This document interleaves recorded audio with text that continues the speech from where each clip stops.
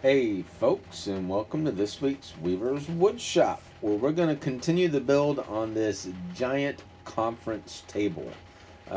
So here I am again, the wood's all dried out now, and I'm continuing on with the base of this table. Again, everything's being made out of reclaimed wood that's pretty much been pulled out of the shop that they're getting ready to remodel for this big plumbing business.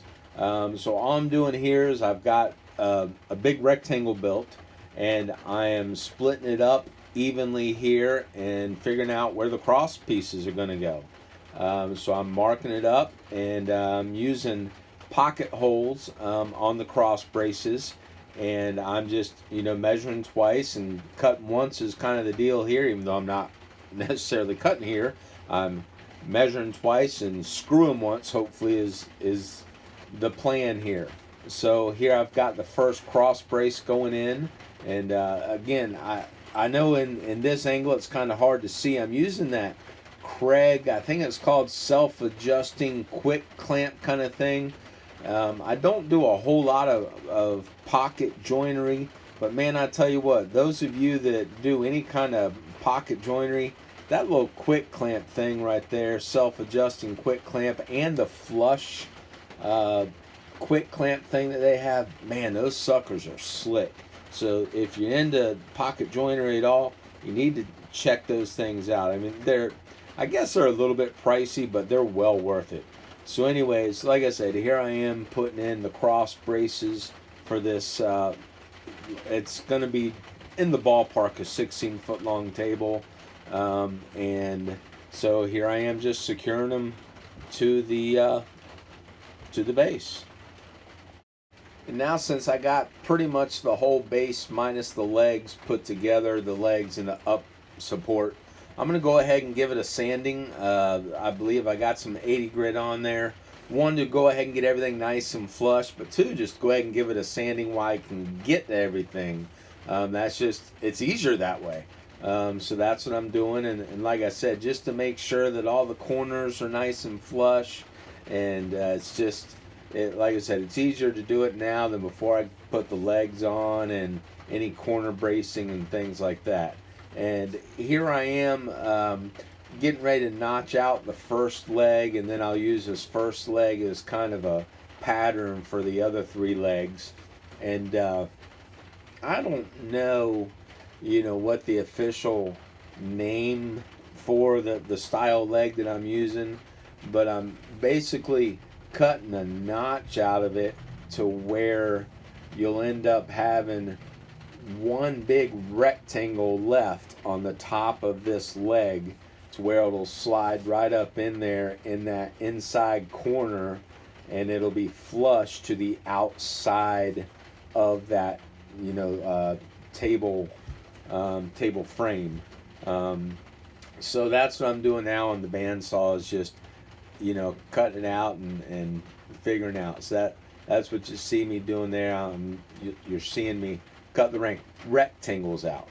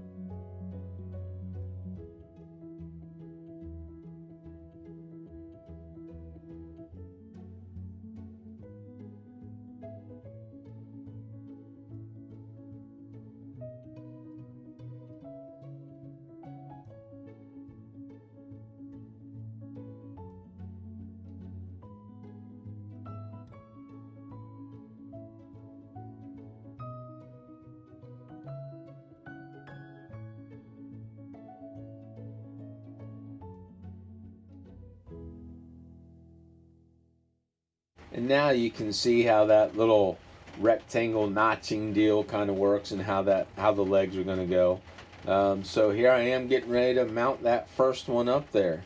And you'll see as I move along here how the corner bracing is also going to help secure that leg up in that table base as well. So yeah, I'm pre-drilling and countersinking some screws up in there, and so stay tuned and follow along.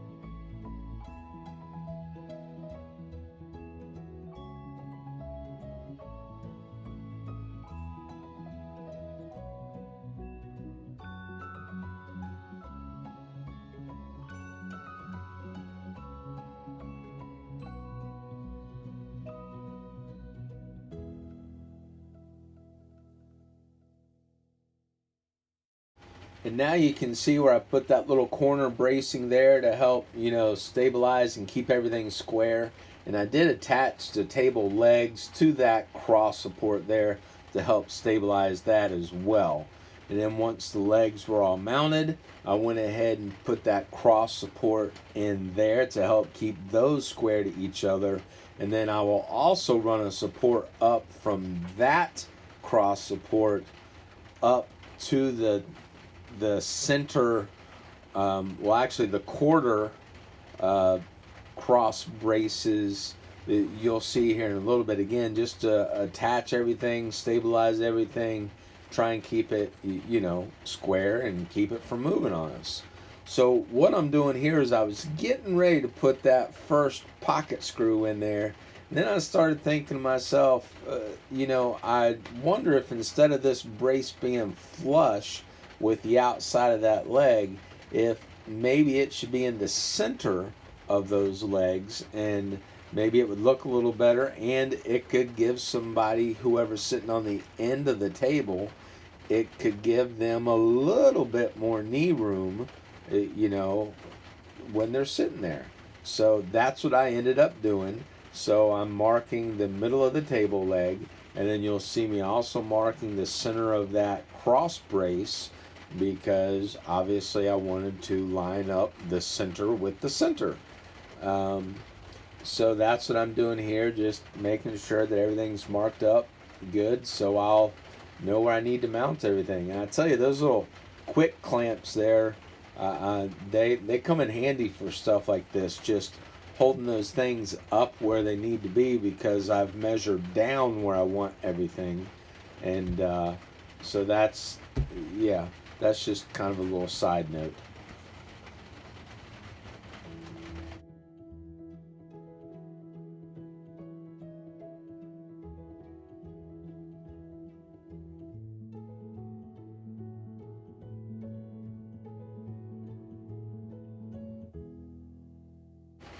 Then what you see me doing here is I'm kind of creating a little shelf with just a piece of scrap wood and these little quick clamps again, because I've got to measure an awkward angle for that support piece. It's going to go up to that other cross brace up there to just help displace some of the weight of the table and movement and so forth.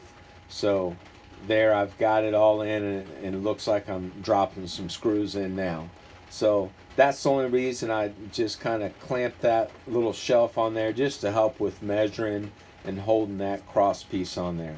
So now that I've got the base all done, I've got the boards for the tabletop out. They've been simple while I've been doing all this sanding and cutting and all that kind of stuff.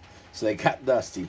So I'm blowing them off, and now I'm flipping them over, and I'm going to blow off the other side because they're already cut and trued, and they're ready to glue up.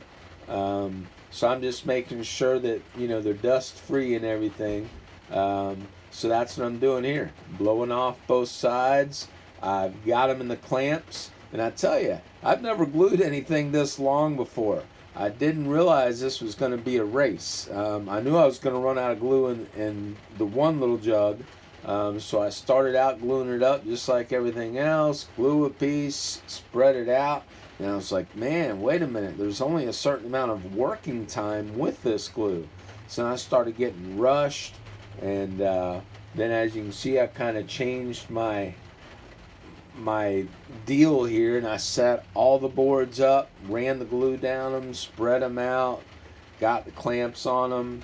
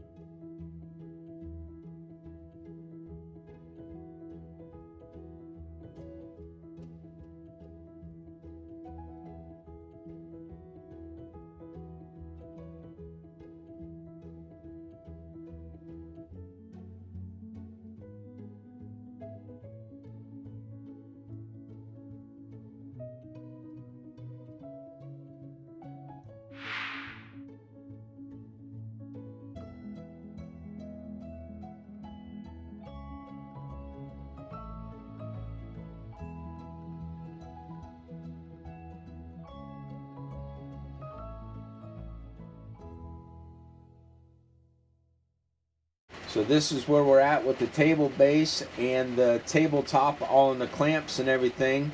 In the next video, we will show the epoxy pour on the tabletop. So stay tuned, and thanks for watching this week's Weaver's Woodshop.